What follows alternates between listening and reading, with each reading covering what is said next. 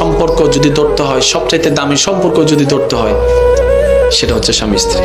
এবার আপনারা বলেন, সম্পর্ক কি গরু ছাগলের ভিতরে হয় নাকি মানুষের ভিতরে? আপনার একটা আওয়াজ দিলে আমি খুশি হব।